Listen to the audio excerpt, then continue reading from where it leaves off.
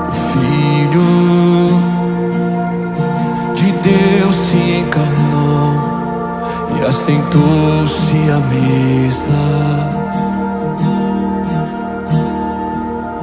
E ele partiu o pão, ele serviu o vinho, nos deu plena comunhão. E o véu se rasgou, fez um vivo caminho, temos plena comunhão.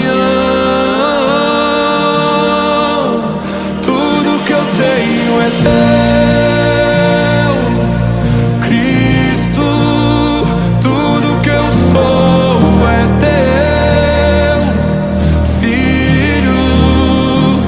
Minha casa, meu dinheiro, meu destino por inteiro, tudo é teu.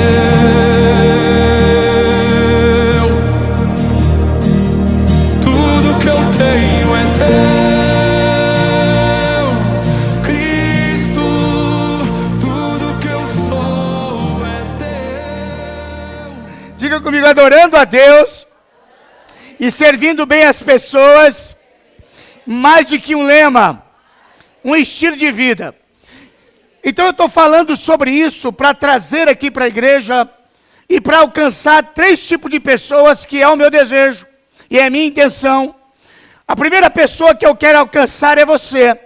É você que já faz parte desta igreja há muito tempo, que você já viveu e já sonhou, já experimentou, já viveu a transição, e você já entendeu esse princípio da adoração e do serviço, e que de alguma maneira já esteve envolvido, já fez isso com excelência, e que de alguma maneira não está fazendo mais, por alguma razão não está fazendo mais, mas que o Espírito Santo de Deus venha fazer arder esta chama e esta paixão sobre o seu coração, que você venha entender esses princípios e esses valores em nome de Jesus.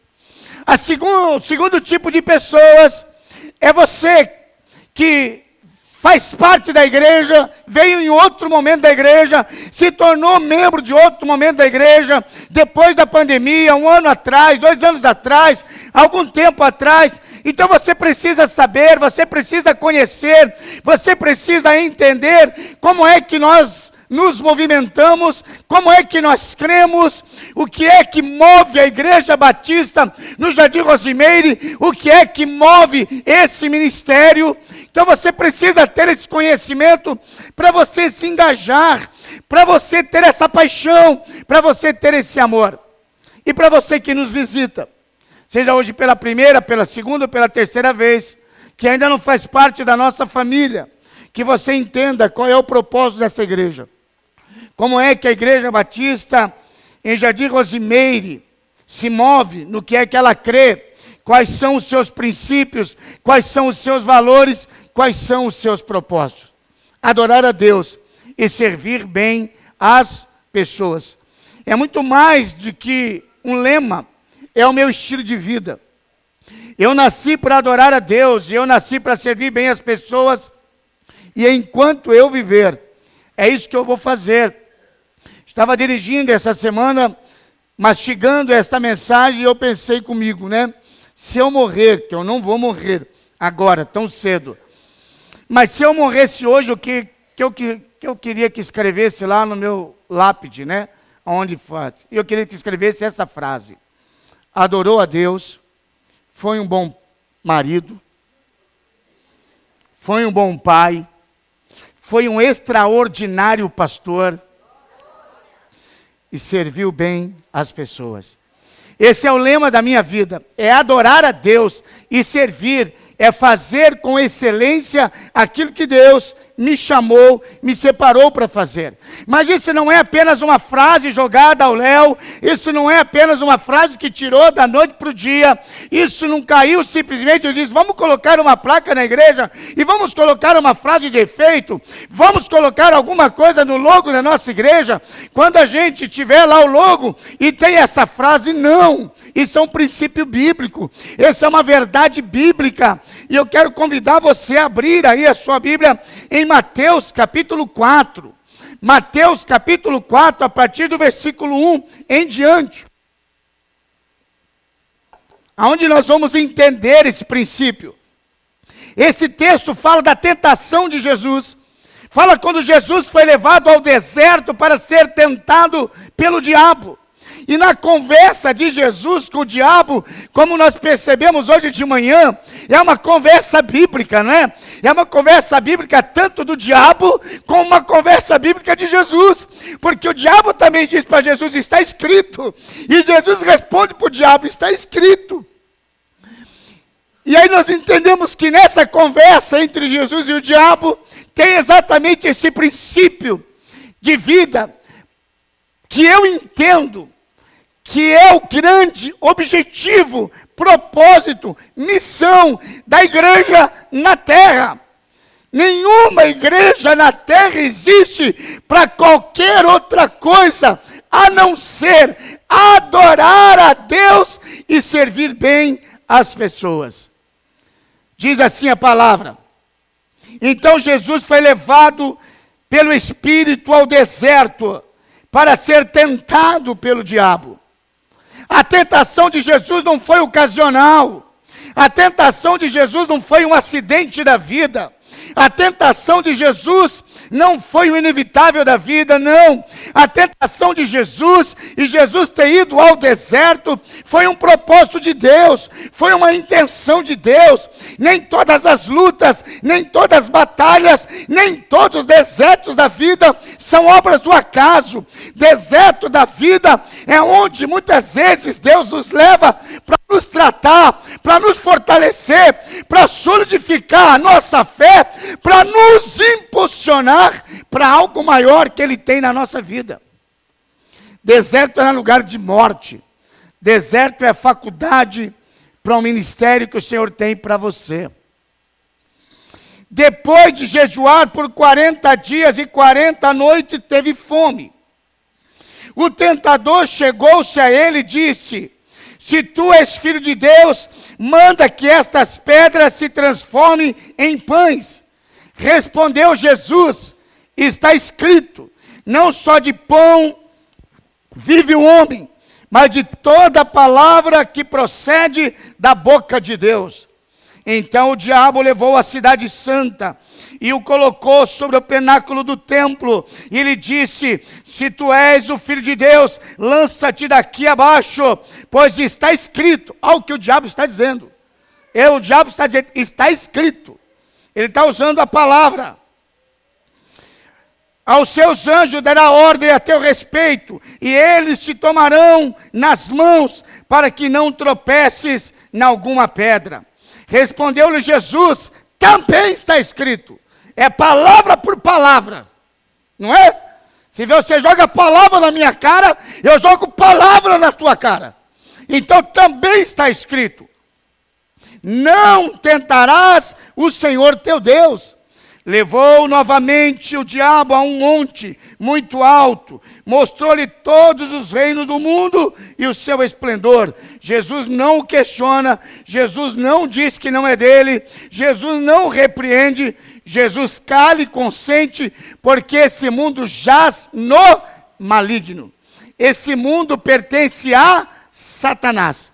Quando você nasce no reino das trevas. Quando você nasce no reino de Satanás. É por isso que a oração do Pai Nosso diz: Pai Nosso que está no céu, santificado seja o teu nome. Venha a nós, venha a nós. O reino de Deus é implantado.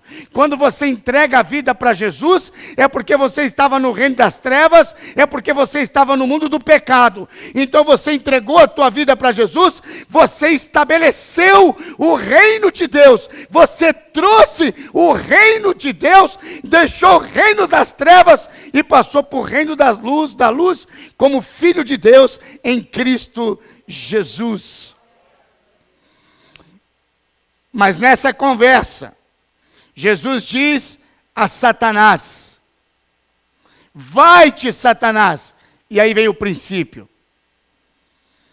Porque está escrito: Ao Senhor teu Deus adorarás e somente a Ele servirás. Está escrito. É princípio. E é princípio bíblico. A semana passada, domingo passado, nós aprendemos aqui que Satanás, quando diz, se você me adorar, não está pedindo para ele uma canção. Satanás não está dizendo assim, Jesus me louve, levante a mão, feche os teus olhos e cante uma canção para mim. Não, se Jesus não está pedindo isso para Satanás, então a gente precisa entender que a adoração é muito mais do que cantar. A adoração é muito mais que levantar a mão. A adoração é muito mais do que fechar os olhos. A adoração é muito mais da letra de uma canção. Na verdade, a adoração é um estilo de vida. A adoração tem a ver com a vida que eu vivo. O que eu faço aqui esta noite é validado por aquilo que eu fui segunda, por aquilo que eu fui terça, por aquilo que eu fui quarta, por aquilo que eu fui quinta, por aquilo que eu fui sexta, por aquilo que eu fui sábado. O levantar da minha mão, a canção que sai dos meus lábios, as palmas que saem das minhas mãos, como o som de uma canção, ela só tem validade pela vida que eu vivi na semana. Então adorar a Deus é como eu vivo dentro de casa. Adorar a Deus é como eu sou como marido. Adorar a Deus é como eu sou como esposa. Adorar a Deus é como eu sou como filho. Eu era pastor de jovem uma vez. E uma menina veio para a igreja, para o culto de jovens. E ela chegou no final do culto de jovem, meio que se exaltando, dizendo assim, pastor, para eu estar aqui, eu tive que mentir para o meu pai e para minha mãe. Eu me tranquei no quarto, e eles estão achando que eu estou no quarto, eu pulei a janela para vir aqui, porque ninguém vai impedir eu adorar o Senhor. Eu digo, pois você não adorou nada, porque o Senhor não recebeu nada da sua adoração.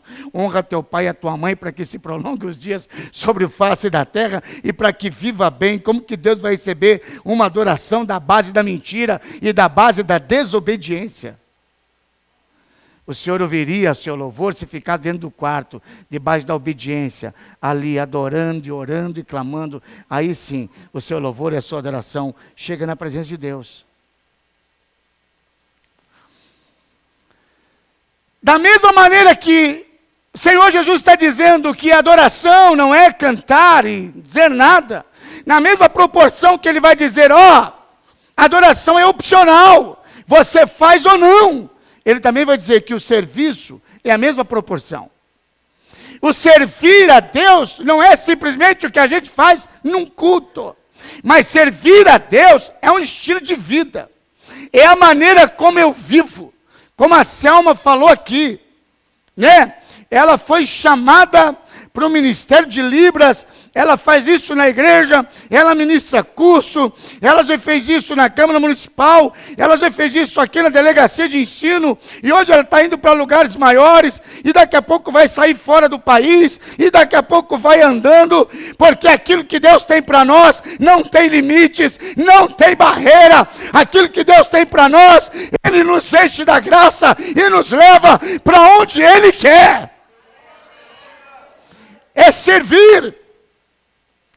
É estar servindo aonde eu estou, é entender que meu trabalho é o ministério, é entender que o que ela faz é o ministério, é entender que aonde você está servindo a Deus, servir ao Senhor, e esse servir ao Senhor lá fora, ele é validado com o que eu faço aqui dentro, porque quem entende a importância do servir lá fora, tem um coração desejoso para servir aqui dentro.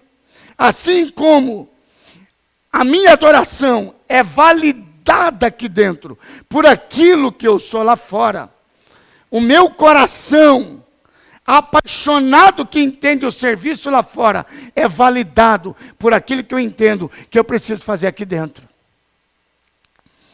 Aquilo que o Senhor me chamou para eu fazer, aquilo que o Senhor me capacitou para eu fazer. Servir a Deus é um estilo de vida. É a maneira como eu vivo todos os dias. É a maneira como eu o adoro e é a maneira como eu o sirvo. Esse é o nosso maior desafio. Esse é o maior desafio da igreja. E eu espero, com todo o meu coração e toda a minha alma, que você seja tocado esta noite. Que a tua mente se abra, que o teu coração se dilate. E que você tenha esse conhecimento e essa percepção pelo poder do Espírito Santo. Mas para a gente falar sobre servir, eu penso que é importante responder duas perguntas. E você que faz célula, presta atenção. Toda vez que eu falar duas perguntas, vai vir na célula essas perguntas aí. Anota aí. Para alguém depois na célula falar assim, o pastor falou que era importante e ele falou duas perguntas.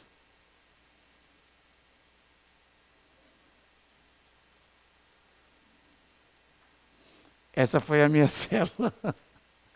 Sexta-feira. Uma pergunta e esse silêncio interminável.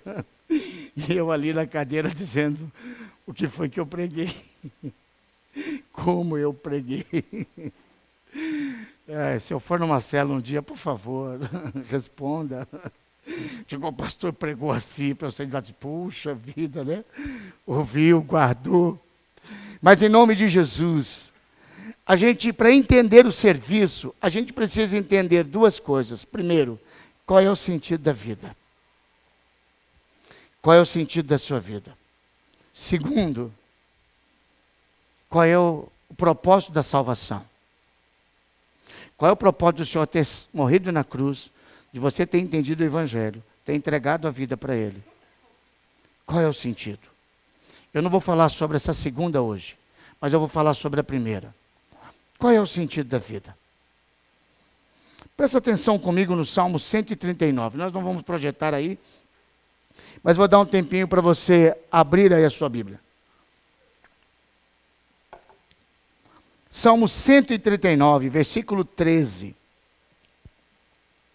Presta atenção, escute o que eu vou te dizer, que eu vou te dizer algo agora extraordinário.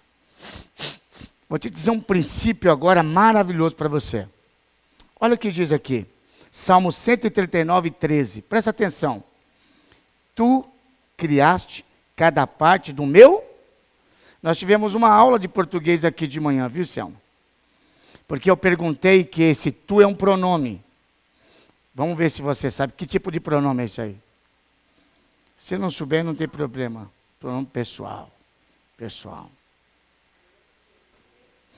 Eu não só prego como eu aprendo português. Não aprendi lá atrás, estou tentando aprender hoje. Né? Esse tu quem é?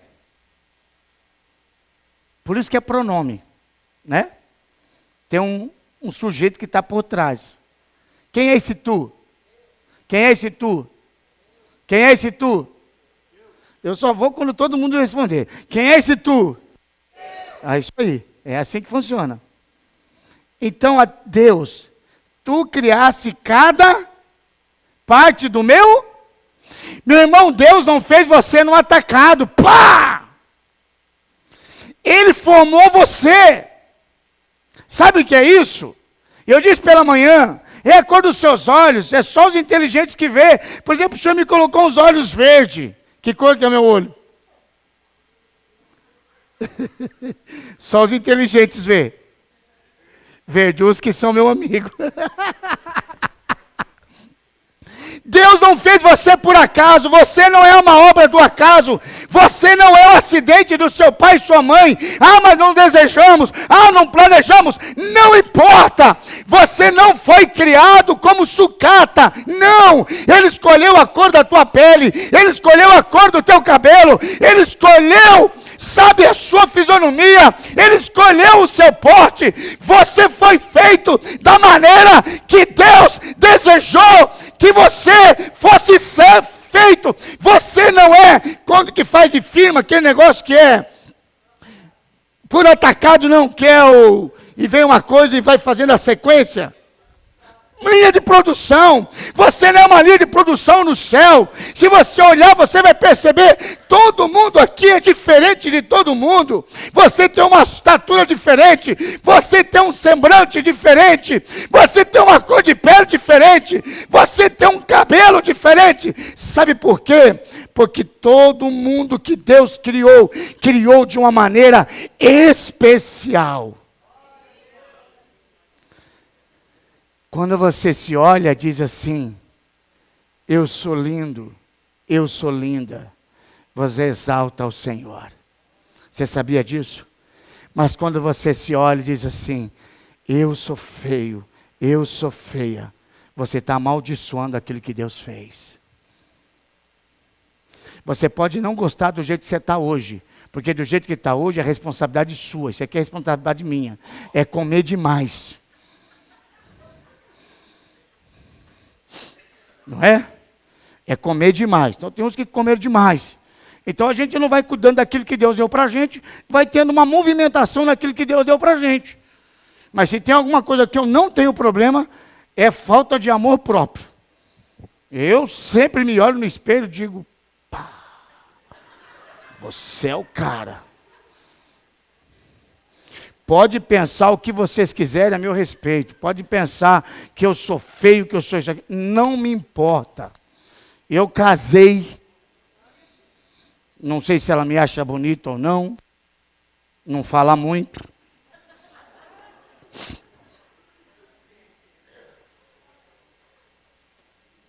Não vou perguntar também.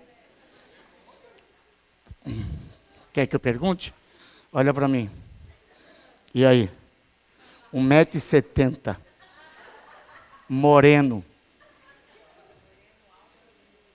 Moreno, eu não escutei. Moreno alto o quê? Vamos encerrar a pregação, que ele precisa ir embora. Precisa ir embora agora. Deus os abençoe. Senhor, obrigado por esse momento, por essa... Mas eu estou dizendo aqui na brincadeira o que é uma verdade. Quando Deus nos formou, Ele diz assim: olha aqui, tu criaste cada parte do meu corpo, tu formaste na barriga da minha mãe, eu te louvo porque deve ser temido, tudo que fizeste, escute, tudo que fizeste é maravilhoso, diga comigo, tudo que fizeste é maravilhoso, foi Ele que te fez. Então é maravilhoso, você é maravilhosa, você é maravilhoso, porque Deus fez, criou e gerou você. Não deixe ninguém dizer isso, ao contrário, não deixe o diabo dizer isso para você. Se ame, porque você foi feito de maneira especial, não tem outro Odilon na face da terra. Você sabia disso? Nós somos peça. Se quebrou, não tem reposição. Você também é assim. Então nós somos feitos pelo Senhor. Agora pensa comigo. Se Deus fez alguém com tantos detalhes, com tanto mimo, com tanto amor, fez para nada? Fez para ser jogado ao léu? Todo criador que faz uma obra-prima tem o objetivo da sua obra-prima. Todo mundo que vai esculpir algo, que vai pintar um quadro, que vai fazer qualquer outra coisa, não o faz se não tem um objetivo. Rick Warren, que escreveu Uma Vida com Propósito, ele diz o seguinte: você foi posto na terra para fazer uma contribuição. Você não foi criado apenas para consumir recursos, comer, respirar e ocupar espaço. Deus te projetou para que a sua vida faça uma diferença. Você está fazendo diferença hoje. Se você morresse hoje, o mundo sentiria a sua falta. Se você morresse hoje, as pessoas iam demorar para esquecer você, ou talvez não esqueceriam. Você faz diferença hoje.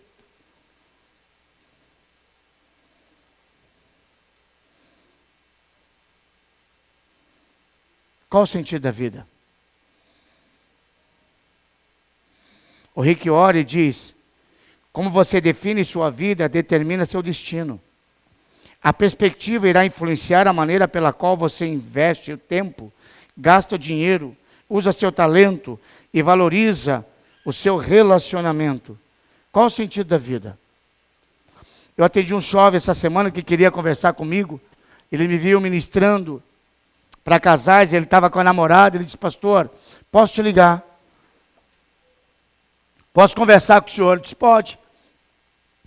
Na hora do almoço, na empresa dele, me ligou para a gente conversar. E eu disse para ele: aí, meu príncipe, o que está acontecendo? Ele disse: pastor, eu preciso fazer uma terapia porque eu preciso encontrar o sentido da vida, eu preciso entender. Eu estou perdido. Eu estou parado. Ele disse uma palavra que de manhã eu não lembrei, à noite, agora à tarde eu lembrei e acabei esquecendo de novo. Eu não anotei. De manhã eu tentei lembrar, não lembrei. Eu estava agora em casa, à tarde eu lembrei. Eu digo: é essa palavra. Eu não anotei, agora esqueci de novo. Agora, quando for para casa, eu lembro. Mas ele disse: eu estou parado, pastor. Estou parado no tempo. Eu disse para ele: quantos anos você tem? Ele disse: 25 anos. Eu disse: você faz o que da vida? Ele disse: eu sou gerente da loja da minha família. Você tem carro? Ele disse: eu tinha um carro. Mas esse carro estava gastando muito, eu vendi esse carro para comprar um outro carro. Mas eu peguei o dinheiro e percebi o mercado. Que o mercado não estava preparado, não está inflacionado para comprar carro. Então eu comprei uma moto temporariamente para me locomover. Mas também essa moto eu quero comprar uma outra maior. E moro com a minha mãe, acho que isso que mais me perturba. E eu disse para ele: quantos jovens você conhece com 25 anos? Que estão em volta de você. Que são amigos. Ele disse: X. Tem o serviço que você tem? Ganha o que você ganha? Tem a cabeça que você tem? Faz o projeto que você faz?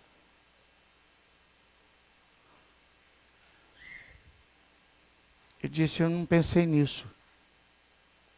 Eu disse: a grande questão da vida não é o que passou e nem como estou. A grande questão da vida é o que eu quero ser amanhã. E você está morando na casa da sua mãe, tem um ponto positivo e negativo. Com 25 anos, eu digo isso para o meu filho, com 17 anos, você tem toda a oportunidade para desbravar o mundo, porque você tem todo o apoio dentro da casa. Você não precisa trabalhar para comer, você se veste, você tem o bom do melhor, você pode aproveitar tudo que você tem para a vida, para amanhã você voar. Você está na casa da tua mãe hoje. Você pode, como um barco, colocar âncora e achar que isso é a sua vida. Ou você pode dizer assim: eu vou me planejar. Sair da casa da minha mãe para um casamento. Para sustentar uma família. Ou planejar. Porque o dinheiro que você ganha hoje, imagina você pagando um aluguel. Imagina você tendo que pagar alguém para limpar a sua casa. Imagina você tendo que fazer um monte de coisa que você não tem tempo hoje. Eu tentei levar ele a entender um outro lado da vida dele que ele não estava enxergando. Ou naquilo que ele estava enxergando negativamente.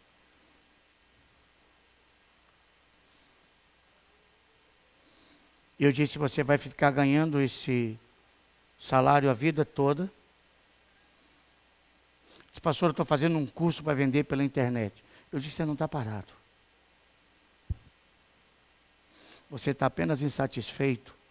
E a insatisfação, ela é uma pulsão que nos leva para frente. Você está satisfeito com a tua vida? Se você está satisfeito com o que você tem, você nunca vai galgar algo maior. Se você está satisfeito com aquilo que você estudou, se você está satisfeito com o que você ganha hoje, se você está satisfeito com a vida que você está hoje, você simplesmente vai parar no que você está. Você tem que estar insatisfeito, não ingrato. Insatisfeito porque eu quero mais. E como que eu posso fazer para alcançar mais? Não é ser ingrato que é o que eu tenho. Não é ingratidão. Mas eu estou insatisfeito, eu quero conhecer mais. E para isso eu estudo mais. Eu invisto mais. Eu leio mais. Eu pesquiso mais. Qual é o sentido da vida?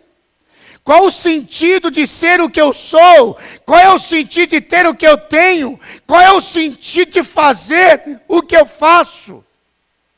Esse questionamento não é desse jovem de 25 anos. Esse questionamento não é da nossa geração, ou talvez do seu filho e da sua filha. Esse questionamento já veio de anos. E esse questionamento foi feito por um homem, o mais sábio de toda a terra, o mais rico da sua época. O nome dele é Salomão. Ele escreveu o livro de Eclesiastes. E Eclesiastes capítulo 1 e capítulo 2, ele vai falar sobre essa insatisfação da vida. Não é alguém que está na miséria, não é alguém que não tem nada. É um homem mais rico da época. Tem a sabedoria que nenhum outro homem na face da terra vai adquirir. Ele chega um momento e diz: qual é o sentido da vida? Qual é o sentido de ser o que eu sou, de ter o que eu tenho? E ele diz: eu apliquei o meu coração para entender qual é o sentido da vida. E ele disse: eu desbravei. Ele vai dizer o que ele fez. Depois você lê em casa. Mas no versículo 1 do capítulo 2, ele vai dizer assim: então resolvi me divertir e gozar os prazeres da vida. Ele diz: o sentido da vida está na balada. O sentido da vida está no riso. O sentido da vida está no pancadão. Não é isso? O sentido da vida está nas rodas, das conversas fiadas, dos risos, dos gracejos. O sentido da vida está em sair. O sentido da vida está nessa curtição. Então ele curtiu. Ele riu, foi para as baladas, foi nos pancadão da vida, nos paredões. Eu acho que é isso, porque eu escuto nas músicas lá perto de casa, e tuque, o paredão. Eu acho que não é parede, eu acho que paredão, acho que é um negócio alto de som, deve ser isso, né? Desculpa aqui, eu pedi de manhã, desculpa se eu der algum exemplo, porque eu sou descontextualizado. E sabe o que ele falou? Ele disse assim: eu fiz tudo isso, mas não cumpriu, ainda continuo insatisfeito. Ainda não entendi que a vida está nisso aí. Não me completou. Aí ele diz assim no versículo 3: procurei ainda descobrir qual a melhor maneira de viver, então resolvi me alegrar com vinho e me divertir. Ele diz: o sentido da vida está na bebida. O sentido da vida está em encher a cara. É cerveja, é o chopp, não sei mais o que bebe aí, porque hoje está cheio de adega e eu passo aí na rua e vejo a criançada que sai da escola parando na adega e sai com aquele copo. Às vezes é um vermelho, é um verde, é um azul, e eu não acredito que aquilo ali é groselha, que aquilo ali é um suco, o que na minha época a gente chamava de que suco. Isso é velho. A gente ia para a escola, a pessoa sabia que nós almoçamos e o que nós tomamos. Você tomou que suco de uva. Aquilo ficava grudado na língua. Então a pessoa sabe, mas o seu foi de laranja. Então aquilo ali tem bebida, acredito eu, desculpa se eu estou julgando. Mas é isso, porque a galera acha que isso é assim hoje. É isso que é ser galera, é isso que é ser jovem, é isso que é viver, é isso que é vida. Bora beber, bora fumar uma maconha, não sei se fuma ainda, né? Bora cheirar um pó, não sei se cheira. Eu nunca fiz isso, então eu não sei como que faz. Mas a galera quer curtir a vida e diz, é isso, Salomão disse, é isso aqui. Fui para a bebida, fui para os vinhos, bebi, enchi a cara, saí com a galera, bora beber, paguei muito, paguei rodada, enchi a cara, cheguei bêbado em casa, bebi tudo que eu podia beber, comprei tudo que podia comprar. E aí ele falou assim, sabe uma coisa, isso aí não está a vida, não tem sentido isso aí. Isso aí não pode ser a vida. A vida tem que ser melhor do que isso. Aí ele falou assim, sabe o que isso deve ser? Ele falou, entendi, é o caminho das grandes realizações materiais. E disse assim, realizei grandes coisas, construí casas para mim, fiz plantações de uva, plantei jardim, pomares, com todos os tipos de árvores frutíferas, também construí açude para regar a plantação. Ele diz, o segredo da vida é ter. Bora ter. O negócio é ter aí. Não sei qual carrão que a galera quer ter. O bom é o Stepway. O resto não vale nada. Não é? O Stepway é bom. Então a galera diz assim, o louco é ter Stepway. Não, é BMW, não é? Não sei se tem. Qual os carrão? Fala os carrão famosos aí para mim. Hã? Fala aí, não estou ouvindo nada. Dolph. É carrão? Dolph é carrão? Tá quanto mais ou menos? Vou comprar um amanhã. Aí ele falou assim, o negócio é ter. Ele foi lá e comprou fazenda, ele foi lá e comprou apartamento, ele foi lá e comprou mansão, ele foi lá e comprou carrão, comprou os Rolex, comprou um negócio e diz assim, eu preciso entender que a vida é ter. Então eu quero que as pessoas olhem para mim e vejam que eu tenho. Eu vou chegando, eu vou nas igrejas aí, e essas igrejas, vou dizer uma coisa, os caras têm um carrão. Eu sempre deixo o meu mais longe. Eu não posso trocar o meu agora, mas eu sempre tenho que dar uma lavadinha, porque ele vive na rua, aí cheio de pó. Se a gente foi para uma igreja, sabe quando chove, fica aquele negócio. Eu disse, que vergonha, vou chegar lá. E às vezes tem alguém na porta esperando.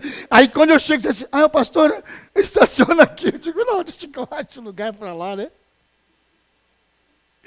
Mas por quê? Porque ele diz assim, eu quero ter, eu quero mostrar, eu quero chegar com o Rolex, eu quero chegar com o meu carrão ali. E quando bater o papo e falar, eu tenho uma mansão, a minha mansão tem sei quantos quartos, piscina. E aí ele falou assim, a vida é isso, é ostentar. Aí ele fala, sabe de uma coisa? Rapaz, a vida não pode ser isso. Não é possível, ele disse assim, isso não satisfaz. Isso não tem sentido nenhum. Ter por ter, investir por investir. Mas ele diz, sabe o que acontece? Eu acho que o sentido da vida está nos empreendimentos. É empreender. Aí ele disse assim, comprei muitos escravos, além do que tive em casa, tive muitos gados, muitas ovelhas de todas as pessoas que moraram em Jerusalém. De mim também ajuntei para mim prata, tesouros, reis da terra que governam. Quer dizer, eu comecei a investir. E diz assim, ser rico é pouco. Eu comecei a investir para ser milionário. Aí eu vi que milionário também é pouco, porque tem muita gente que é milionário, então eu quis ser bilionário. E aí eu vou só até aí, depois eu não sei o que vai mais. Eu vi, eu acho que hoje, Hexa o quê? Alguém me ajuda aí? Fala aí, Edson. Bilionário, milionário, trilionário. Só conhece milionário? Então, Salomão diz, já que todo mundo conhece só o trilionário, eu quero ser mais. Aí ele começou a investir, foi para o ouro, foi para a prata, e foi para os investimentos. Ele diz, o sentido da vida está aí, porque os caras vão olhar para mim e dizer, pô, aquele cara é bilionário, trilionário, hexaonário, lalário. Aí ele falou assim, isso aí não tem sentido. Isso aí não me satisfaz, não completa, não tem razão de ser. Aí ele diz assim, sabe o que acontece? Eu acho que o sentido da vida, e isso ele soube fazer muito bem. O sentido da vida é a fama, é o sexo, é mulheres. Ele diz o sentido da vida está aí. Homens e mulheres cantaram para me divertir, tive todas as mulheres que um homem pode desejar, o cara teve 1000. Uma deixa doido. Quem tem sabe. Não, ela sabe que ele é benção. Eu estou dizendo aqui que é só exemplo. Eu já falei para ela, né, mas só exemplo. Não tem nada a ver com a gente. Isso aqui não representa nada a gente. Uma deixa o pessoal doido. Imagina você estar dirigindo o carro com 4 mulheres suas dentro. O cara teve 1000. O cara falou, é mulher, anda. É pegar. É curtir. É morena, é loira, é ruiva, é alto, é baixo. O cara teve 1000. Por isso que ele morreu doido. De toda a sabedoria que ele teve, ele arrebentou aí. Desculpa as mulheres. Desculpa, mulheres. Mas vocês não são fáceis. Desculpa, a gente releva, amamos você, e vai ser a vida inteira, mas vocês não são fáceis. A minha esposa sabe disso, né, amor? Não sabe? Então está sabendo agora, você não é fácil não. É o momento da revelação. Chama-se barraco de família. Eu também não sou fácil. Não somos fáceis. Mas ele diz, a curtição, é a mulherada, é pegar, vamos lá, pega aqui, larga ali, nada de casar, é só ficar, e vamos curtir, pai. Ele disse assim, é isso aí a vida. E disse assim, depois que acaba isso, o que resta? Ele vai dizer assim, versículo 10 de ontem, consegui tudo que desejei, não neguei a mim mesmo nenhum tipo de prazer. Tudo que eu queria eu fiz. Tudo que eu queria eu comprei. Tudo que o homem pode possuir, eu possuí. Eu me sentia feliz com o meu trabalho. E essa era a minha recompensa. Mas quando eu pensei em todas as coisas que havia feito no trabalho que tinha tido para conseguir fazê-las, compreendi que tudo aquilo era ilusão. Tem palavra que traz vaidade e tem palavra que traz ilusão. Aqui a gente não pode entender do português. A gente tem que entender do original o que significa essa palavra vaidade e ilusão. Não tinha nenhum proveito. Era como se eu estivesse correndo atrás do vento. Aqui traduz a palavra. A palavra ilusão e a palavra vaidade, ele acaba traduzindo aqui. É como se eu estivesse correndo atrás do vento. Porque a palavra vaidade e a palavra ilusão, ela significa isso, sopro, vapor, névoa, fumaça. Em outras palavras diz, não tem consistência. Da mesma maneira que vem, vai. Você tem hoje e não tem amanhã. Eu disse hoje pela manhã aqui que o Eike Batista chegou a ser, na sua época, um dos homens mais ricos. Vocês conhecem, que eu chamei carinhosamente pela manhã, o Elon Musk. Eu chamei o Elinho, que é mais amigo, o Elinho. Vocês conhecem o Elinho hoje? O cara é rico. O Hélio o quê? O cara é rico? Sim ou não? Você sabia que ele veio comer carne, churrasco, na casa do Eike Batista, para conhecê-lo quando ele era pé de chinelo? quando ele não era quem ele é hoje e tem a fortuna que ele tem hoje? Quem é o Eike Batista hoje? Quem é o Elinho?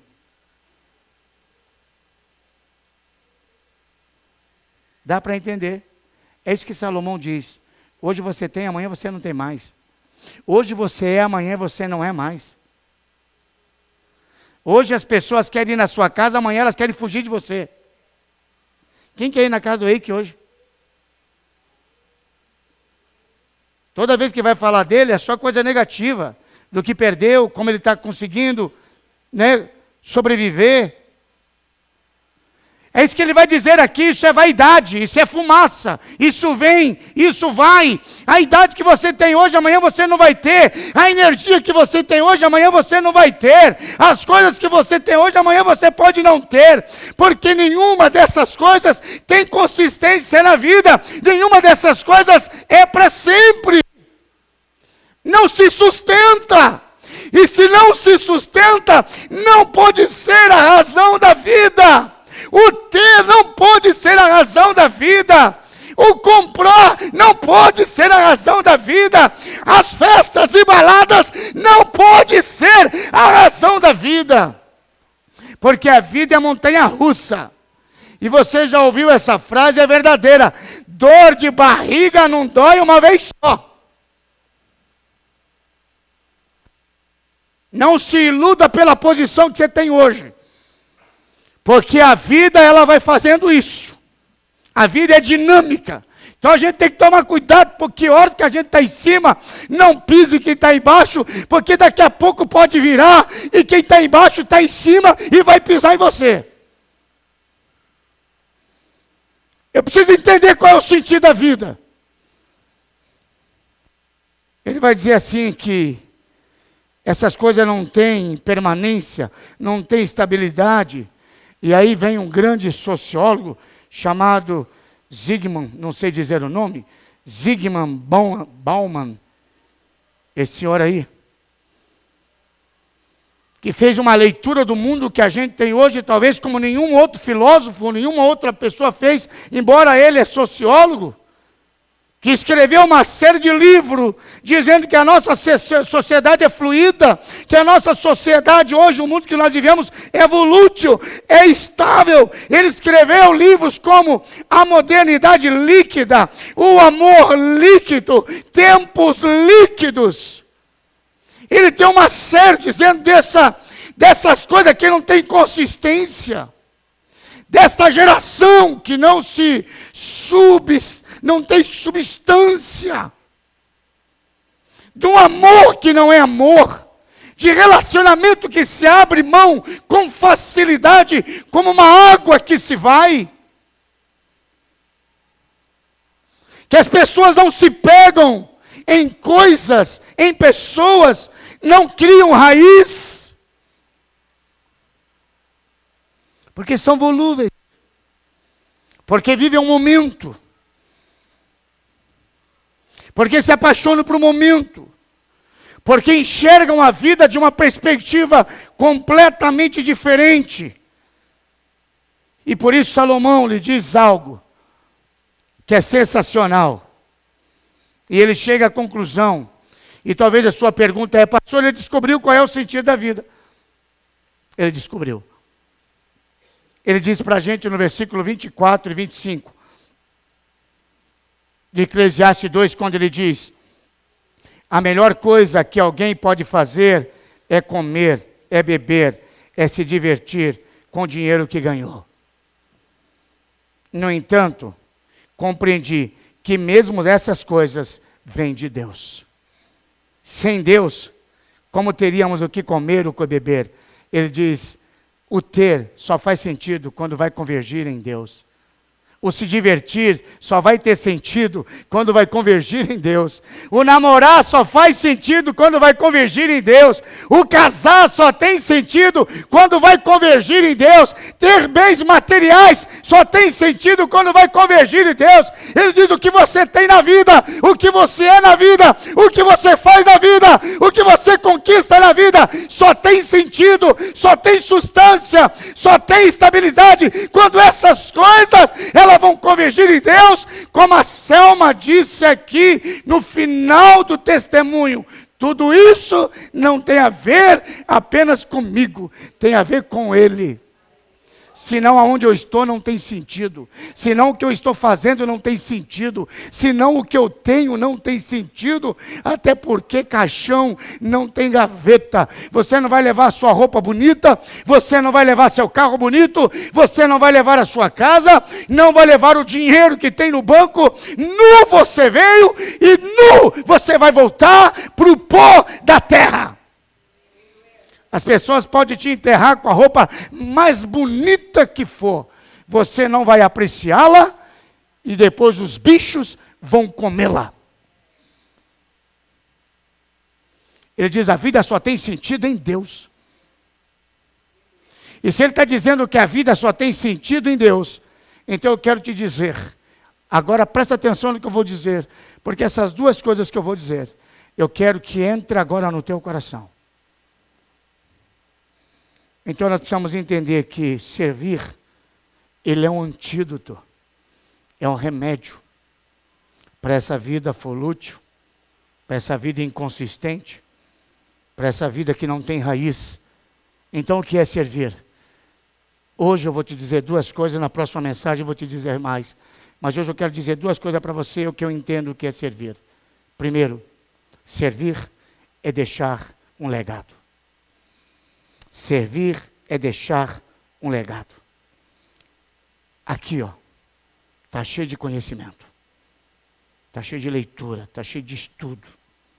Todo dia eu estudo. Segunda-feira, amanhã, é meu dia de estudo. Eu acordo, venho para a igreja, minha esposa está aí. Às vezes nem vamos almoçar, fico o dia inteiro, porque é meus estudos, tenho matéria para cumprir, tenho leitura para fazer, tenho trabalho para fazer, tenho vídeo para assistir. Então, segunda-feira eu venho o dia inteiro lendo, estudando. Aqui está cheio de conhecimento. Mas se eu não dividir esse conhecimento com você, esse conhecimento vai para o caixão e não adianta de nada. Mas todo o conhecimento que eu tenho, quando eu transmito para alguém, quando eu transmito para você, ele sai daqui e ele toca o mundo. Não é estudar por estudar. Não é ler para ler. Não é conhecer para conhecer. É quando eu leio e conheço. E quando eu ministro sobre alguém. Então isso espalha pelo mundo. Sabe quem sou eu hoje? Eu sou menino, com 12 anos de idade. Há 45 anos atrás. Quando foi naquela classe de EBF. Que eu não faço a mínima ideia quem é aquela professora. Eu não faço a mínima ideia quem eram aqueles tios.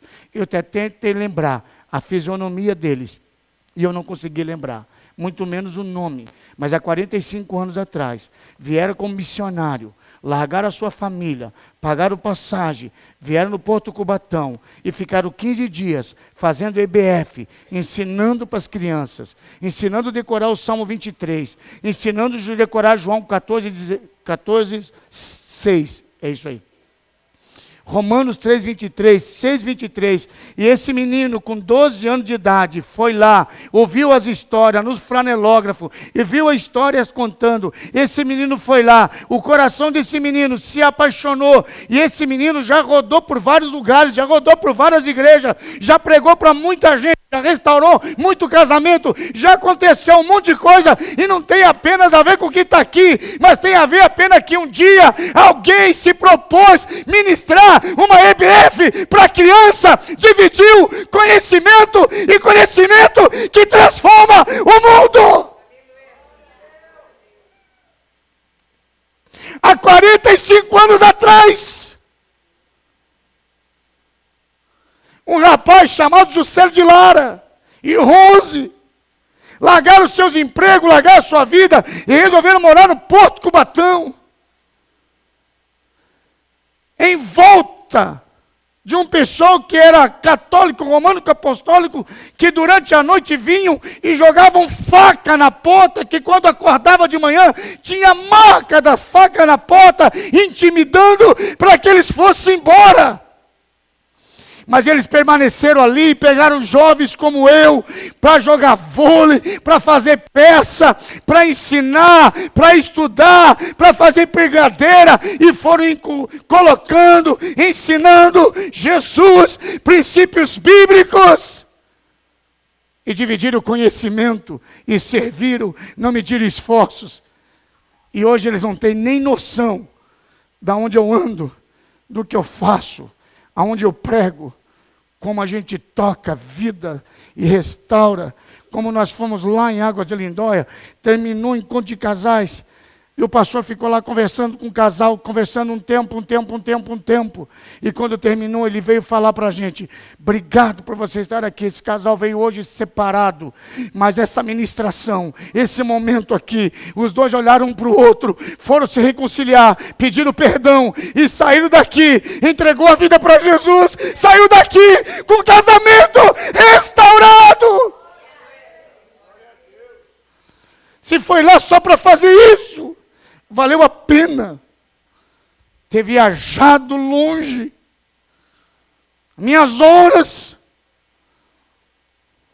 e faço e me desgasto, porque eu entendo. Sabe o que significa a palavra ministério? Sabe o que significa a palavra terapeuta? Ministério pastoral, ou terapeuta, são os mesmos sentidos entre as palavras que tem aquele que serve, é servir, é prestar serviço. E eu tenho um ministério pastoral, e eu tenho um ministério de terapia, é exatamente isso. Conversando com um rapaz uma semana desse, ele disse, eu quero ganhar dinheiro, nós precisamos fazer alguma coisa, pastor, para ganhar dinheiro.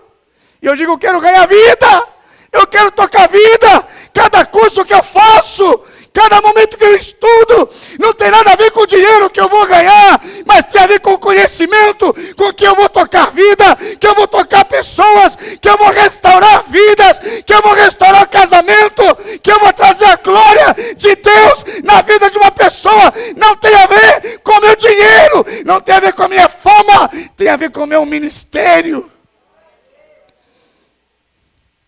Porque o dinheiro vem dele. O dinheiro vem dele. Porque o ouro e a prata é dele. Eu disse a única diferença entre eu e você, que o que você faz e se move pelo dinheiro. Eu me movo pelo ministério. Porque é servir. Eu fui chamado para servir. Eu sou pastor para servir. Eu sou terapeuta para servir. Para tocar e restaurar. E onde vai chegar isso eu não tenho noção. Eu não tenho noção de onde chegou o que eu ensino. Porque a gente prega tanto nas igrejas, quase todo sábado em algum lugar. Em uma igreja à noite, ministrando para 30, 40, 100. Pessoas que são tocadas, que a gente ora. E eu não sei onde elas estão. Porque o que tem aqui, e eu não divido, eu levo para o caixão. Mas o que tem aqui, e eu divido e me desgasto, isso toca o mundo. E você ainda não quer servir. Você ainda acha que não é bom servir. Porque quando você está numa classe, você ali ensina uma criança. Você não sabe o que essa criança vai ser. Você não sabe o pastor que ela vai ser amanhã, o missionário que ela vai ser amanhã, o empresário que ela vai ser amanhã. O que Deus vai fazer com a vida dela. Mas o que Deus vai fazer na vida dela tem a ver com o que você ministrou no coração dela. Assim como eu sou fruto hoje, lá do Porto Cubatão, de missionários que estiveram lá, que eu não lembro o nome, e nem a fisionomia, mas que eu lembro o amor, e lembro como me tocaram, eu lembro das coisas que me ensinaram. Eu não aprendi o Salmo 23 na faculdade, eu não aprendi João 3, João 14, 6 na faculdade, Romanos 3, 23. Eu não aprendi nada desses versículos quando eu vim para a faculdade. Eu aprendi com 12 anos de idade, porque eu tinha que decorar para ganhar. Porque era competição na EBF. E eu não nasci para perder. Tudo que eu entro para ganhar. E eu decorava. E tem que trazer visitante, que ganha prêmio. E eu arrebatava a gente para ganhar prêmio, porque eu queria ganhar. Uma estratégia que valeu a pena. Não só lhe entreguei a minha vida para Jesus, mas ali eu decidi, eu quero ser pastor. Eu quero ministrar. E você ainda não tem prazer em servir. Você não quer servir. O diabo diz, se você me adorar e servir, eu te dou tudo isso aqui. O diabo compra o que Jesus quer voluntariamente. Servir e adorar não é obrigação. Servir e adorar é entendimento. Eu entendo o que eu faço e para quem eu faço.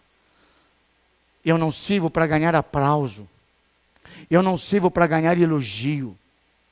Eu não sirvo porque as pessoas vão me ver. Eu não fico na porta por causa disso. Eu não subo aqui por causa disso. Ou pelo menos não tem que ser essa a sua motivação. Você serve porque você faz por Rei da Glória. Se os homens não te veem, o Senhor te vê. Se os homens não te aplaudem, o Senhor que te abençoa. Se você faz para Ele, o céu enxerga, o reino enxerga, o diabo enxerga, principados e potestades enxerga. Você não faz para homem ver. Você faz para o reino se movimentar. E você ainda não quer servir. E quando quer fazer do seu jeito. Quer fazer isso. Não. Segunda verdade, servir é tocar pessoas para a vida eterna. Servir é tocar pessoas para a vida eterna. Quando eu me tranco na sexta-feira, e a minha esposa está aqui, eu venho cedo sexta-feira. Estou aqui quase o dia inteiro. Porque sexta-feira é o dia do meu jejum, da minha consagração para a equipe de louvor. É o dia que eu termino de preparar a minha mensagem. Então eu tenho um período longo de manhã, de oração, de meditação, e depois eu começo a estudar, a ler, e vou dizendo, Senhor, cada livro que eu leio, cada pesquisa que eu faço, que tem a ver com o que está aqui, que meu coração esteja conectado aqui. Que o Senhor vai dizer, unge, Senhor, o que eu vou falar, para chegar aqui e ministrar. Esse pessoal que vem na sexta-feira, passa uma hora aqui mais, a gente orando, ministrando, como essa sexta-feira, buscando a presença de Deus. Eles acordam cedo, chegam aqui, vêm tocar. Cada um tem os seus instrumentos, porque tirando a bateria, o resto aqui é de cada um. Se estoura a corda, é eles que compram. Alguém que está ali no som, alguém que está no mídia, alguém que veio abriu a porta. Alguém que faz isso aí. Para você chegar aqui agora. Para eu ter esse grande privilégio, porque para mim é um privilégio, de chegar aqui agora e ministrar a palavra para você. E essa palavra tocar teu coração. Você sair daqui com seu casamento restaurado. Você sair daqui curado. Você entregar a tua vida para Jesus. Tem a ver com quem abriu a porta. Tem a ver com quem tocou. Tem a ver com quem limpou o banheiro. Tem a ver com quem está lá cuidando das crianças. Não tem a ver apenas com a minha oração, com a minha mensagem. E quando a gente prega a mensagem e o Senhor manifesta a glória dele, sabe que grita a nossa alma, valeu a pena! Valeu a pena ficar na porta! Valeu a pena servir uma água! Valeu a pena vir cedo, ensaiar! Valeu a pena ficar hora estudando, lendo e compreendendo. E você ainda não quer servir. Você ainda não entendeu esse princípio. Porque você não tem tempo. Porque você não quer. Porque tem outras coisas mais importantes. Você ainda não entendeu o reino. Pastor, por que a gente não faz um encontro? Porque a gente tem servo no encontro, que a gente não tem servo na igreja. Desculpa se eu estou errado, não há problema nenhum, você pode pensar diferente. Mas quando a gente faz um encontro, a gente tem um monte de servo que paga para ir. Paga para lavar banheiro. Paga para dormir mal. E é maravilhoso, é brilhante. Esse mesmo servo que paga para lavar banheiro, quando ele vem aqui e vê o chão que está sujo, ele vai lá para o servo, quando vai, e diz, precisa limpar lá, porque está sujo. Por que não vai pegar uma vassoura? Por que não vai pegar um rodo com pano? E por que não vai lá passar, como se os servos fossem pagos para fazer isso? Isso é servir.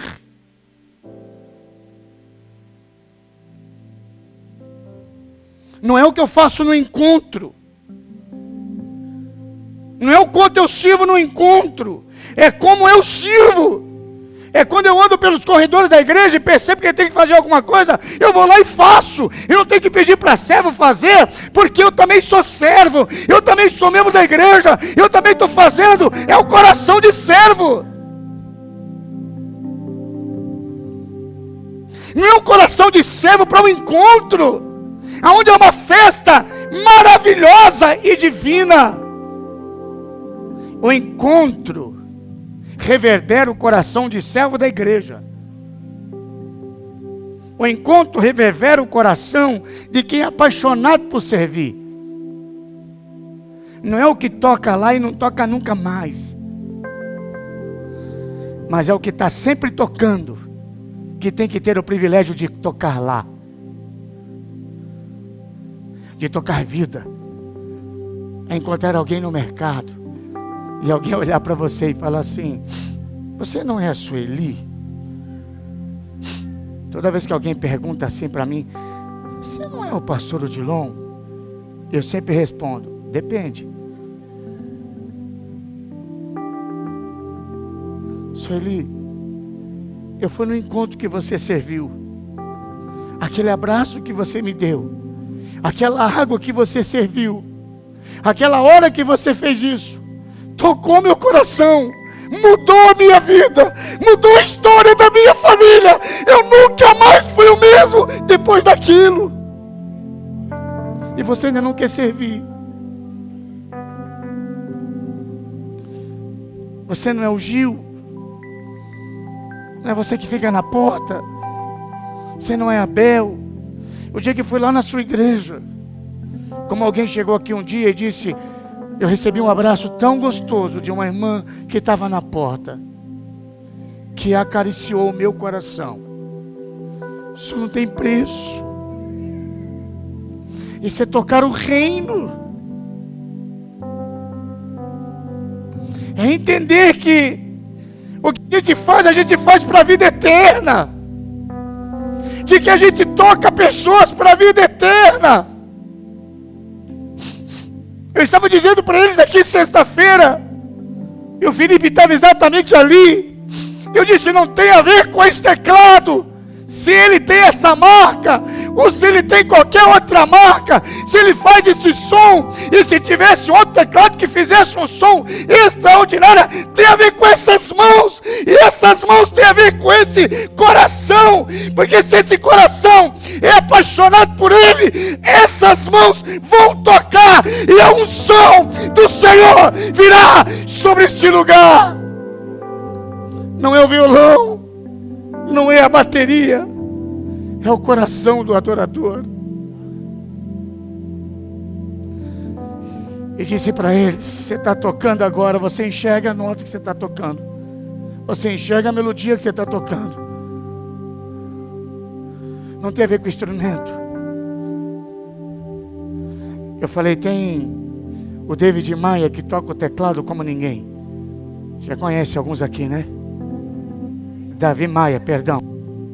Davi Maia, saxofone. Mas também tinha um cara muito famoso antigamente, chamava-se Kennedy, não é isso?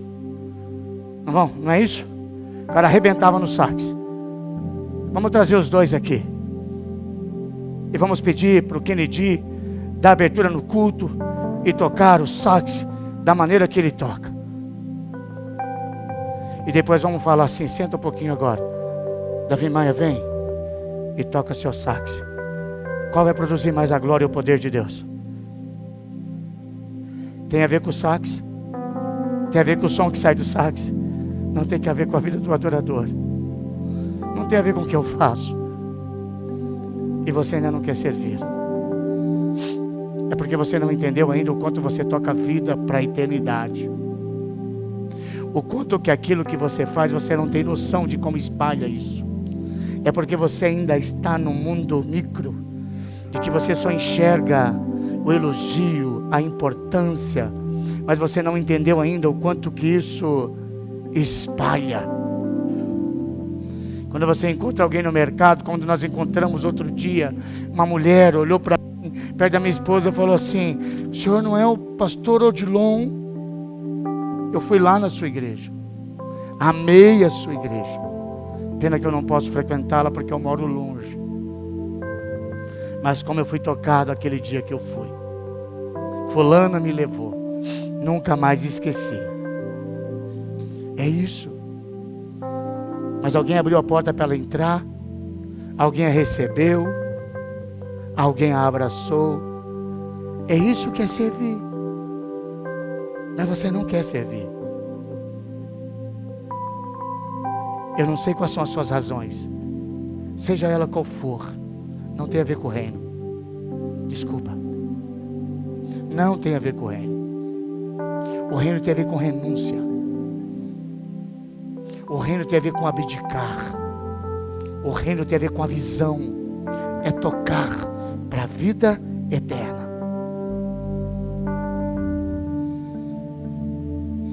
Porque devemos servir por duas razões.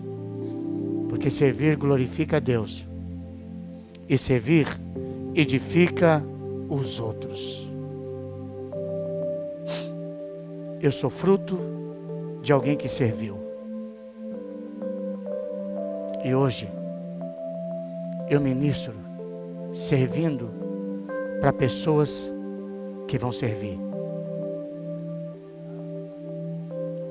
Em nome de Jesus. Tem o justo. O justo era da nossa igreja. Foi embora para Portugal com toda a família. Sempre estamos nos comunicando. Ele diz: pastor, que mensagem?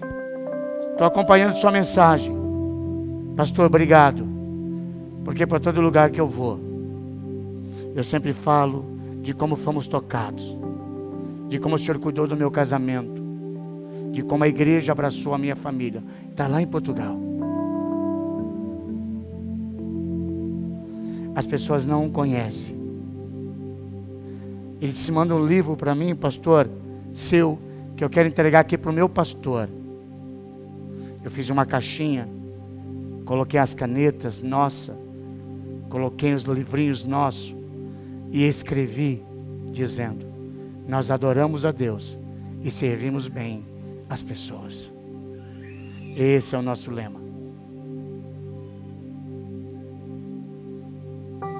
Você não tem noção de onde vai o que você faz, mas você ainda não quer servir. Vamos ficar de pé. Desculpa ter passado do horário. Eu estou terminando no horário, mas perdão. Queria ter tempo para a gente cantar. Vai valer a pena. Vai valer a pena. Você só está aqui porque alguém serve.